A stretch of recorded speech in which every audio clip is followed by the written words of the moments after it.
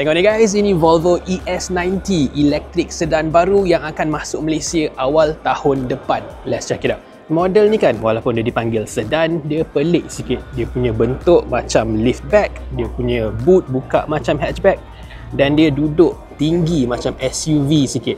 So, nak masuk keluar lagi senang, dan of course, nak redah banjir pun lagi confident. Pasal styling pun dia cukup unik. Lampu depan dia tajam dan slim, rim 22 inci lagi besar daripada EX90 pun.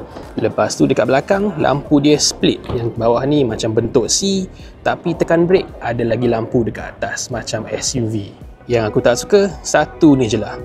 Dia punya housing LiDAR dekat atas ni dengan sedan punya body nampak macam taxi, babe.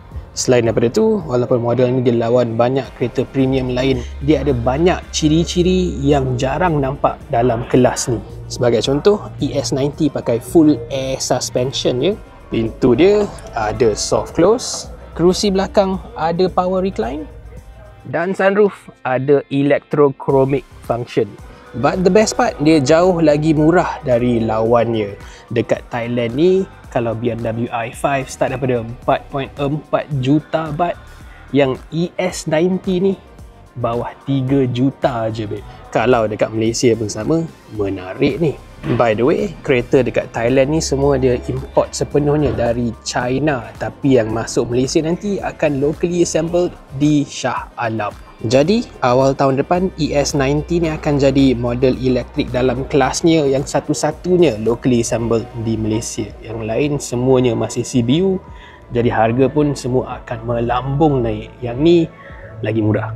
Dekat dalam pula, kualiti dia superb, design cantik, modern. Skrin tengah ada Google built-in. Dia punya speaker Bowers and Wilkins memang one of the best in the world ya. Kerusi belakang pun luas dan sangat-sangat selesa, tapi lantai bawah ni macam tinggi sangat. And boot dia pun kecil sikit daripada lawan dia, tapi sebab dia buka macam hatchback, nak masukkan barang lagi senang lah ya. Other than that, ini model pertama Volvo yang pakai electrical architecture 800 volt. So nak charge DC, dia jauh lagi laju sampai 300 kilowatt. Volvo cakap charge 10 minit boleh dapat balik range 300 km. Tapi ni NEDC ya. Maximum range pula sekitar 650 km WLTP.